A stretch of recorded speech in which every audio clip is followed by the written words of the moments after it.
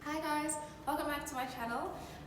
Today I'll be showing you how to make an Asian inspired meal, since if you saw I created a playlist for different types of cuisines, and I realized that I haven't been paying much attention to Asian meals in particular. So today I'll be making a Korean style pancake called a Pajeon, I think that's how you pronounce it. And what that basically is a savory pancake with scallions or spring onions and whatever vegetables you like carrots, mushrooms. Sometimes you can add shrimp if you eat meat, but obviously I'm not going to be doing that. Instead, I will be using mushrooms. And without further ado, let's get into the video. Okay, so to start off with prepping our vegetables, here I have some green onions that are sliced. And then I have some shallots because I don't have any more scallions. I'll be using 2 shallots, a thumb of ginger, 2 cloves of garlic. You can use more garlic if you want. And then my choice of vegetables are some baby marrow and a potato, just to add more, And then this will be for decoration, so I'm just going to put it aside. And then for our pancake, we are going to be using some cake wheat flour. It's very important that you use cake wheat flour because it'll make the pancakes crispier, which is more authentic to how you actually make the savory pancakes Korean style. Otherwise, if you have bread flour, then just use a tablespoon of corn flour. Add a tablespoon of corn flour to help improve the crispiness, and some baking powder. And then a cup of water for our liquid, as well as 2 tablespoons of sesame oil for some flavor, and some salt. See, this recipe is very simple, doesn't use that many ingredients. It's all about the natural flavor of the vegetables. Anyway, and now beginning with our vegetables, I'm just going to cut up some of my onion that I'll be adding in, my chili, and just basically I'll be cutting up my aromatics.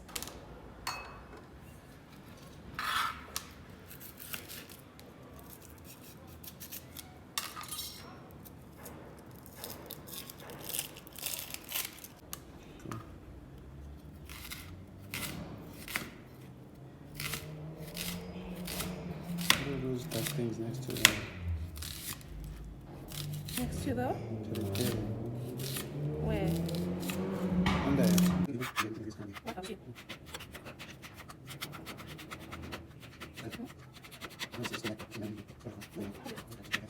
You can see to it if you've healed. That's when I saved my savings. Like 800 in my savings. What, you wanted to see how much money you're going to leave for your kids if you die? I went to... No, it was just money, just putting it aside. They're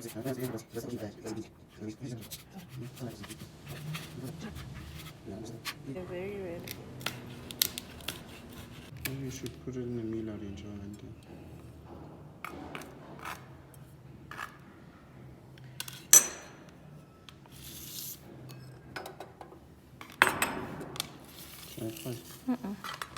Now I'm gonna grate these.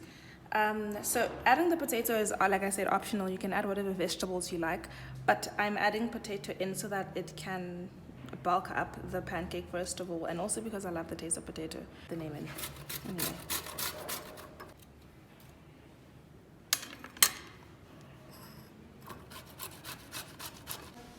Done? Okay.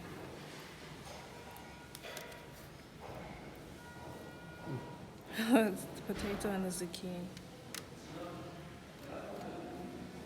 Okay.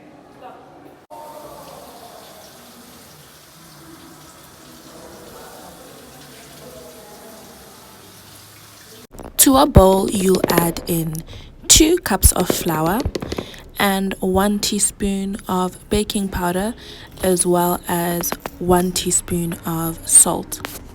I also added in some sesame seeds in here, but this is optional, you don't have to. And then you're gonna add 2 cups of water to that. I added the water in increments so that I could mix it and then add more water, then mix it again. Otherwise, you can add more or less water depending on how thick you want your batter, but I thought that this consistency is perfect. Anyways, to a hot non-stick pan, add in all your ingredients, your aromatics and your vegetables to the pan so that you can cook them a little bit.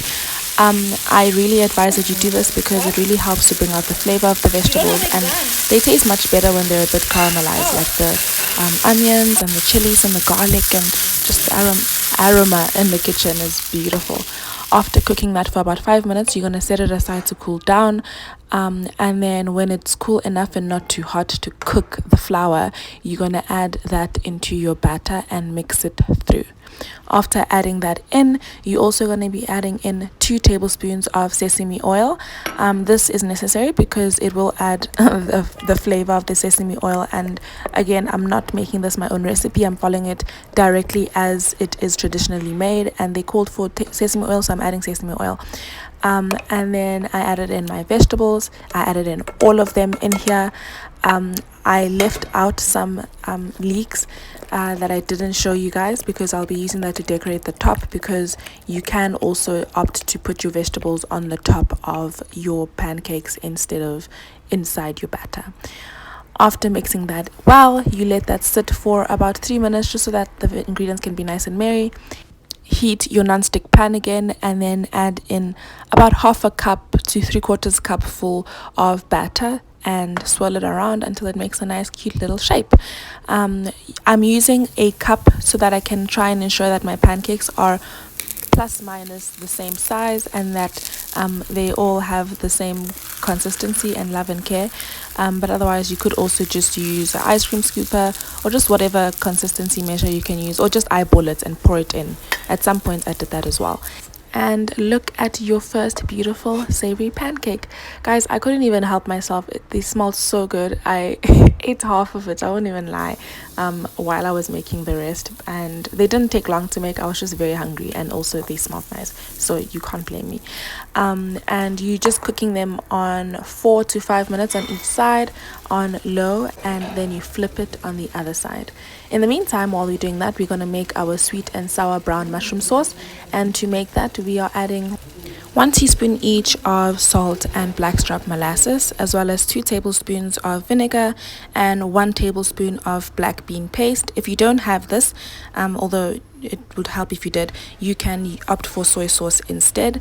And then I'm also adding in 2 tablespoons of brown sugar, for the sweet part. Give that a mix to try and dissolve some of the sugar, and then add a tablespoon of sesame oil to a pan, to which you will add your mushrooms and cook them for a while until they're nice and golden and crispy and it's smelling lovely in the kitchen. And then you're gonna add in your sauce in there as well. Oh, I also added in a few of my green onions that were left over, just to add some green onion flavor. You can never go wrong with green onion, especially when you're making Asian inspired meals. Anyway, after some time, I think about 5 minutes of cooking the mushrooms, I added in the sauce and cooked that for about 5 minutes as well until it semi-reduced. And then to that I also added in a slurry. For those of you that don't know what a slurry is, it's basically a paste made from flour and water, or cornstarch and water, and what that does is that it helps to thicken the sauce. I just wanted the sauce to be a bit more because it wasn't as much as I wanted it to be.